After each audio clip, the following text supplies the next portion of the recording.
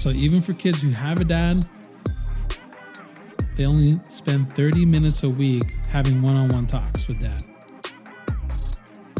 That's wild. What do you think?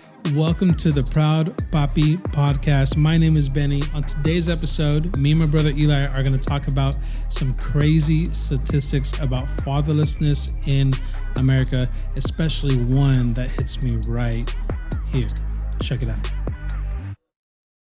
So Dalia is my third baby. Yep. Okay. I've heard. So yes, you've heard the rumors. So she's a year and a half. And so I have Abel, who's 9, Mateo, who's 6, and then Dalia, who's a year and a half. I don't know if maybe I notice it or if it really is this way, but I think that she's like, her learning curve is so much shorter than the boys.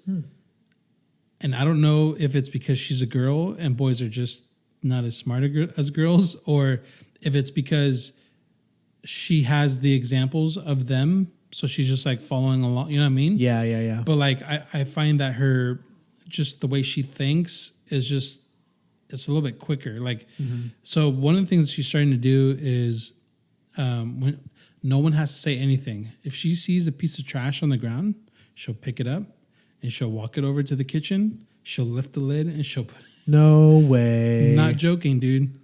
No one says anything. She just does it. You need to bring her over more often. She'll have plenty of fun over so here. So you want to know dude. what's funny? Is that Ruthie told me this today. She's like, yeah, and guess what the boys are doing? I'm like, what? They're now starting to call her over, hand her their trash to go throw away from her. Oh, yeah. You got to leverage those moments, dude. Can you say that we never did that with Narcy? No, yeah, we did. I mean, we do it with Zach too, but that's true. Well, I didn't even think about that. Oh, yeah. It's the first thing I thought about. Okay, dude. that makes sense. But I'm like, but again, I mean, like, this girl is freaking smart. Like, she kind of gets it. And again, no one has to say anything to her. We're not telling her to go. Like, she just naturally like, oh, picks it up, walks it over, and throws it away, dude. Golly. And again, a year and a half. And she says some words, but she's definitely doing a lot of like baby talking and just. I'm like, this girl's gonna be like very quick. With it. Yeah. You know what I mean? You can just tell. So but again, I don't know if that's because she's a girl and girls are just smarter than boys, which I've heard. That they learn quicker than boys do. Boys take a little longer to progress or whatever, right? Yeah. Or if it's because, again, she has 2 older siblings who she's able to kind of like also learn from on top of mom and dad. So Are your kids throwing away trash though? My boys are not throwing away trash. That's for sure. That's not what it's learning from? No, okay, right. She's definitely not getting that from them. That's for sure. But yeah, man, I don't know. I just thought that was funny. Okay, dad tip. Okay. Right? Save Your Sons. Awesome. They have an account on Instagram and on X as well. Just Twitter. Just call it Twitter, man. But no, you got to call it X, bro. That's what Elon wants you to call it. He owns it. You gotta call it. He owns a lot of things. He does own a lot of things. All right. So Save Your Sons, again, on Instagram or on Twitter, X. So here's the dad tip. Be a lighthouse, okay? That means you're steady, you're unmoving regardless of the storms around you. You guide home those that depend on you with a predictable and consistent light.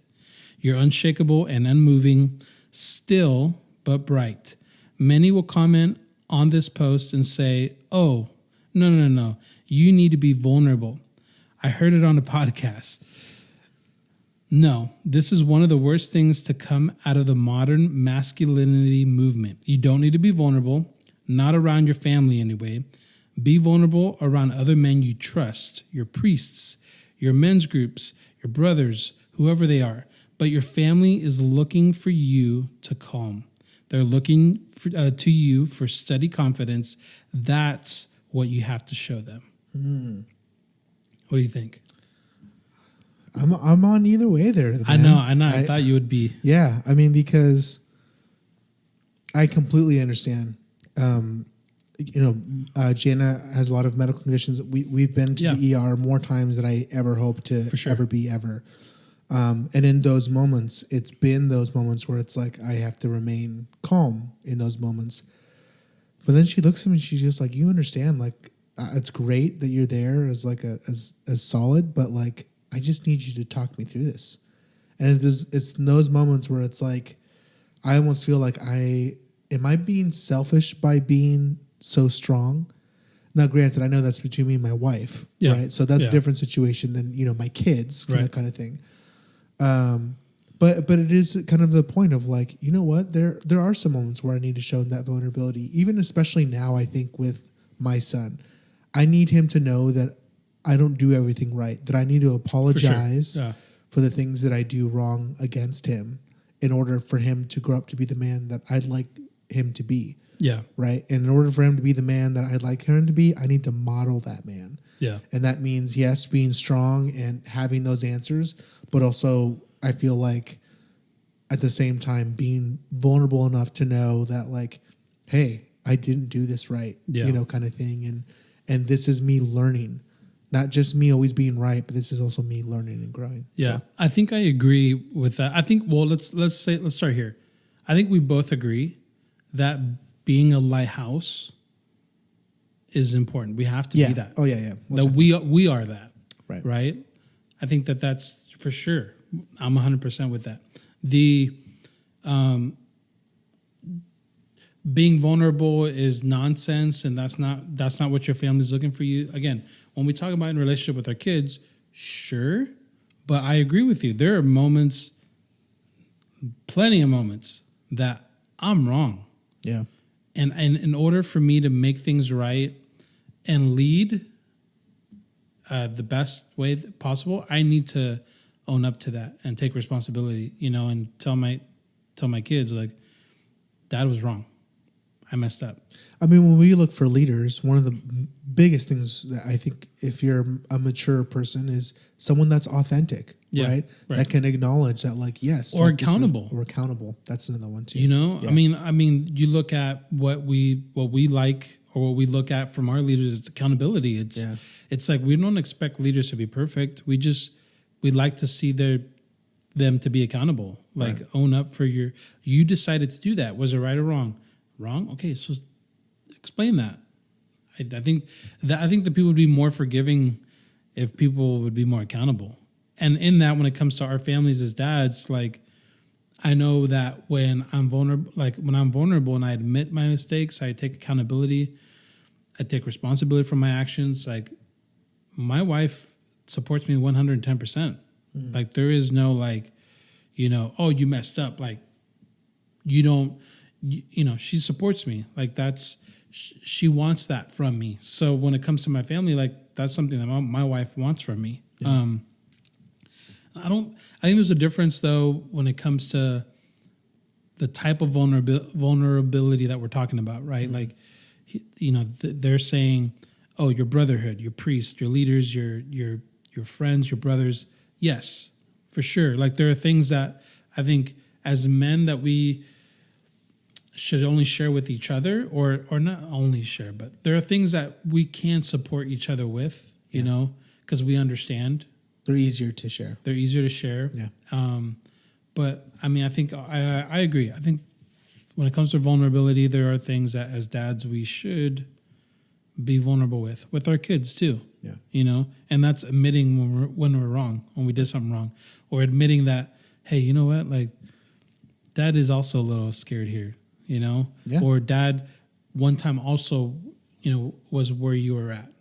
I was afraid of this, or I let this get in the way. I let this hold me back. Like, I mean, it can't always be like, just trust what I'm telling you because I'm always right. Right. It's let me explain to you why I'm saying this, because I've been where you've been. This is what happened when I did what I did, Well, my greatest fear is building a pedestal that I can't stand on. Yeah. Right. So that if I were in some way to lose in that light, like, my kid's crushed. Yeah. Like, oh my goodness, and I've had that happen to me just between like mentor and people that I look up to. Yeah. Nevertheless, like, if it was my own kid, easier said than done though. I'm not going to say that being vulnerable is the easiest thing in the world. Oh, just be vulnerable. Oh, for sure. It's much easier to be strong. Oh yeah. Yeah, for sure. But again, when it comes to being a lighthouse, like, being calm in those moments that are difficult, like, I like how it says, be be that consistent light that guides those home who are looking to get home. Yes, we need to be that, Yeah. we can't be, there are going to be times where we're unsure of ourselves, but we can't lead our families like that, and because anybody can be watching or listening to this right now. So I don't know what your faith is. I don't know what you believe in. For me, it's Jesus. So in those moments that I'm insecure or unsure of where I'm at or what I'm doing, that's my go-to. I go to Jesus, and I lean on that to get that security and get that clarity. But it's important to know that, we can't lead our families if we're not, we can't lead our families well if we're unsure, we don't know, or insecure or doubting ourselves. We're just going to lead them to failure, Yeah. So being a lighthouse, being calm, being that consistent light, for sure. But at the same time, you're human, you're a man, and even though we don't show our emotions, we have emotions, we have emotions too. We think things, and it's okay to open up every now and then. Now, I'm not saying open everything up, but show your kids that you're human. Share responsibly. Yeah, share responsibly, that you make mistakes. And then for the stuff that you really do need help with, and you need help with, talk to your wife or talk to your friends, that brotherhood, those guys that you trust, that you look up to, that you want to be like, go to them, Yeah.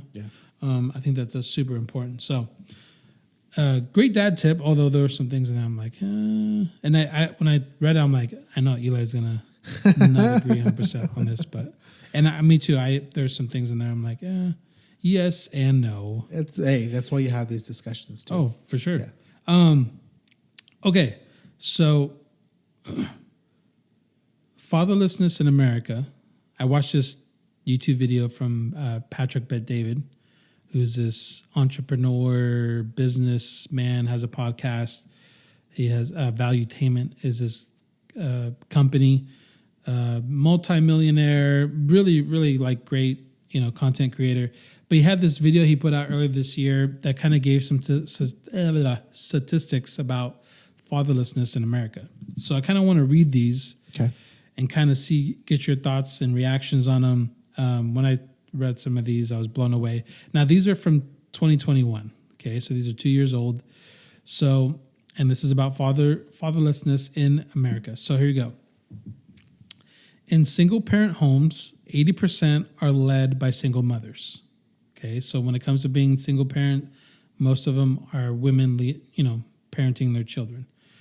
The world average of kids that are raised by single parents is 7. Oh. Okay. I believe China's 3% and India's at 4. But in the U.S., that average that percentage is 23%. So the world average is 7, U.S. is 23. So it triples here in the U.S. that are raised by a single parent. 90% of homeless or runaway kids, 63% of teen suicides, 85% of kids with behavioral disorders come from fatherless homes. Okay, 90% of homeless runaways, 63% of teen suicides, 85% of kids with behavior disorders, they come from homes with no dads. 70% of teen pregnancies come from girls in fatherless homes. And all those are shocking. Yeah. You're like, whoa. This one is probably the hardest hitting one. Even for kids with a father present, the average schoolboy spends 30 minutes a week having one-on-one talks with dad. 30 minutes a week. And on other stuff like TV, video games, and online, it's 44 hours a week. So even for kids who have a dad, they only spend 30 minutes a week having one-on-one talks with dad. That's wild. What do you think? And again, those statistics are 2 years old, right? So, yeah. And I mean, that's Probably coming out of the haven't gotten pandemic. any better. No, probably not. Most likely not. But I think, again, the majority of those, like, oh wow, those are really, because it's telling you about the impact of not having a father at home.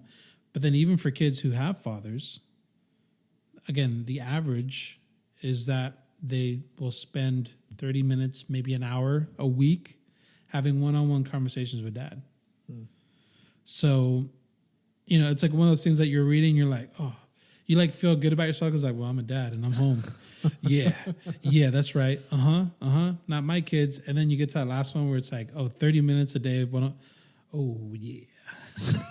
That's it. There it is. Ouch. Yeah. But I mean, and I shared about this last week that, I feel like, sure, like these probably haven't gotten that much better, but I at least in my community and in my tribe, if you will, I'm seeing dads like step up. Yeah. I'm seeing dads like take their role as fathers seriously and making decisions in their life to put themselves in a position to be a better father. And I feel like there is this movement underwater that maybe people don't see that is happening where men are starting to do that, and that's why I want I want this podcast to be kind of feed into that or feed from it, but I think that there are some things here that like we could talk about, more importantly, like the role of a father, and how important it is that you, the dad that's listening to this, you, the papi that's listening to this, you matter. It's important what you're doing, even though it feels like sometimes you don't matter, you do.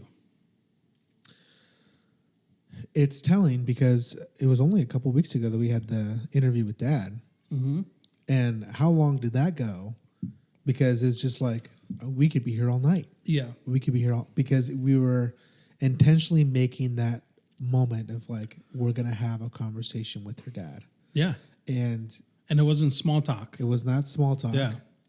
And there's a part of you that like hungers for that. You're like, oh, yeah. There's a reason you can kind of go online. So that in itself, I think, doesn't surprise me. I think when you read something like that, it's a great indicator of like pulling the mirror to yourself because, I mean, like anything in life, no one's perfect at anything. Oh, and for sure. Having those self-reflecting moments of what could I be doing better? How can I be a greater dad? And shifting away from how can I feel like a better dad and how can I give my kids a better dad experience? Right. Because I think it can be easy to, and I think it could be a powerful motivator of saying like, oh, like I want to be a better dad because I want to feel like a better dad. But to shift to say like, I want to be a better dad because I want my kids to have a great dad. Yeah. Yeah. Is a whole nother perspective of things, because now you're pulling yourself out of the picture. It's not so that you can, go to the park and, oh, he's such a great dad kind of thing. And those are great. I'm not going to lie. Those are great little comments for sure. You're such a great dad. Wow. You took out the diaper. Amazing. You're the most amazing dad. But that, like to have your kid know who you are. Yeah. And that feel like they know that you know who they are. Yeah. Is it's big. Right. I think I reacted to these stats like a while back ago, and I have a similar response to them now where it's like, yes, like obviously my kids aren't going to be any of these statistics when it comes to fatherless homes because I'm going to be home. Yeah. I'm going to be there, but when it comes to when it comes to talking with them one-on-one, it's like that one hit me hard because I was like, yeah, I wasn't spending a whole lot of time talking with them one-on-one or spending time with them, like conversating with them, and so it's kind of helped me be a little bit more intentional about doing that, being more present, not just physically, but emotionally and in conversation, like connecting with them, Mm-hmm. And so I think it's one of those things where it's like, there's so much that our kids can learn from us if we would just spend the time talking with him. You know, I think there are things that mom can give him, but there are things that dad can give him as well. Like, look, I know a lot of people that were raised by single mothers. They're great people. Mothers did a fantastic job. My wife is one of them. Yeah. You know, like mom did it by herself, and she did great. She raised a great daughter who's my wife and best friend and a fantastic mother. But there's definitely something missing when dad's not around. Yeah. You know, there's something that's not there. There's something that dad brings that mom can't. You know, the whole idea of like mom can be mom and dad. Sorry, but no. Single dad can't be dad and mom either. You know, they're just things that are brought differently. The parenting is not the same, even though it's like, even though, and I'm sure you and Jen are the same way, where you're like a united front, right? Like I mean, at least for me and Ruthie, we try to be, you know, there's things that we still talk through, like, Yeah. And I feel like that will always kind of change as the kids grow up, you know, but for the most part, it's like we're a united front. Like when the kids see us, like we're one unit working together, right? But our styles of parenting are different. They're not the same. Yeah. Not everything is like, you know, oh, we're thinking the exact same thing. You know, sometimes she's got to explain something to me for me to understand, you know, and sometimes I have to like share something and she's like, oh, okay, I understand why you would do that, you know? Yeah. Why you would come down harder on Abel, you know? I understand that now, you know, but again, if you don't have both of those, then there's something missing at home. And so I think that, you know, with us being at home, it's one thing, great, but like we got to be involved in conversation with them. We got to be involved and dads, trust me, I know that it can be kind of hard. Like be involved in the decision making when it comes to parenting them. Like it can't always just be mom's ship to direct, you know? Like you can't just pawn it all off on her. You got to take responsibility and have your say in there too, you know, help make a decision. So, but yeah, I read that stat of like 30 minutes a week. I'm like, dude, that's like nothing. You know, you're talking about 5 minutes a day, maybe, you know, that's really nothing. I mean, but it doesn't sound like that crazy out of the ordinary either. No, it doesn't. Yeah. It doesn't. That's what I'm saying. I think like, it's the scary part. Yeah. I mean, it's like, it's easy to not do a lot of talking with your kids, you know? Yeah. 'Cause you get home from work and then it's like, hey guys, hi dad. Yeah. How's your day? Great. Cool. You know? And then you just, from there, it's just all small talk. Right. Don't do that. Stop. Hey, come over here. Hey, can you take this? You know, like there's no conversation. Right. You know, and then bedtime is, hey, let me read your story. Let me pray with you. Yeah. Great things. Is it a conversation? I mean, if you're not having a conversation about the book you're reading or conversation about, hey, questions, like, no, it's not. You're just it's one direction, right? So like, it's really easy to say like, I mean, it's crazy to look at, but then when you think about it, you're like, oh, I mean, yeah. I mean, it was a big decision when I went self-employed, because it was like, all right, at that time, you know, James had just turned just turned like 3 or so. Is that right? Somewhere around then. Anytimes. And I was like, dude, he's growing every day. Like, I didn't want to miss it. You know, Yeah. I really don't want to go back to an 8 to 5 if I don't need to. Yeah. And miss all that time. And now, like, it comes with its own challenges. Work is not every day, you know, kind of thing. And there are definitely moments and months that are tighter than others. But the fact that I get to like get up every morning with him, like if I want to, and if is a big word, I can make him breakfast every morning and spend that time with him. I can read books with him. I can put him down most every night. And on a couple occasions, we've taken him with us to work too, you know, and made a mini vacation of it just to spend that time. But even with that, man, like even having all that time in the home, I could still see, it may not be 30 minutes, but maybe it's an hour. Yeah. You know, and granted, I mean, he's He's 4. Like Yeah. the conversations we're having are probably mostly silly, but Right.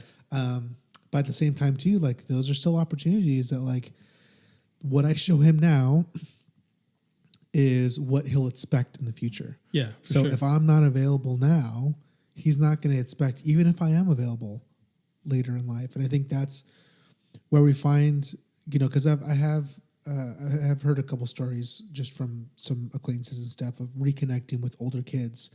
They find it so hard. I've missed so much of their life. How do I reconnect with them? Yeah. You know, and they feel like I'm trying too hard, and I feel like I'm forcing myself in there, and it is, you know, like that's such a difficult thing because you don't have that relationship. They don't know what to expect of you. Yeah. Their expectation of you was you're not there. Yeah. So now how are you going to go and change this? But like anything else, when we train, it's taking those little steps, taking them step by step by step. You're not going to make that, you know, consistent, you know, 30 minutes a week into 3 hours in a week. You got to really work up to that. Because I think, especially I think now with you having your older kids, they'll be like, well, what's up with dad? Yeah. Like, why are we, stop talking, you know, like I don't want to talk, you know, kind of thing. But slow and steady for sure. Yeah. I think it's, you know, things like this is always a good, like, thing to read up on, to know, just because, again, it's one of those things that, like, helps you, like, hey, I don't, sure, like, my kids have me at home, so they're not in most of these, but I don't want to just be the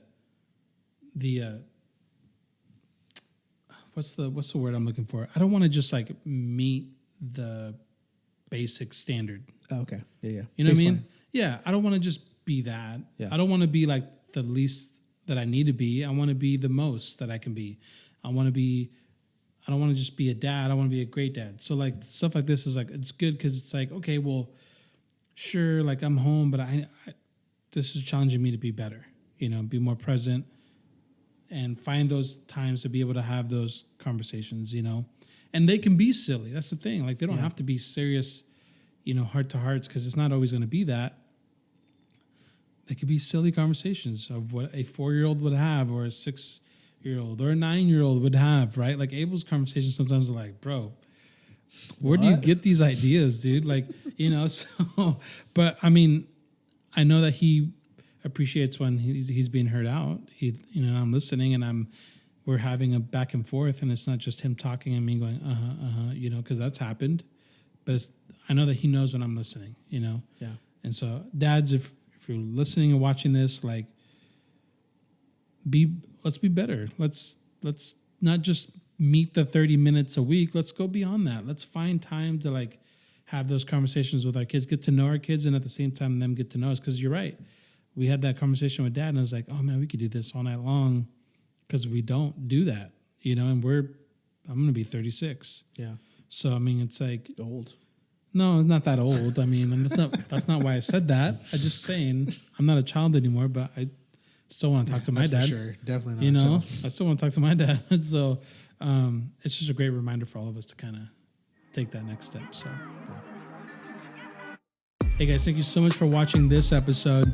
Let me know in the comments right now. I want you to help me answer this question. A conversation with your kids, if it was a perfect one, what would it be about? And I want you to think about this, because this will help us kind of create that conversation with our kids. It'll help us give us a goal of what we want that to look like. So, a perfect conversation with your kids, what would it look like? Thank you guys for watching. Subscribe to the channel, like the video, share it with another dad, so all of us can be better and become proud papis. See you guys next time.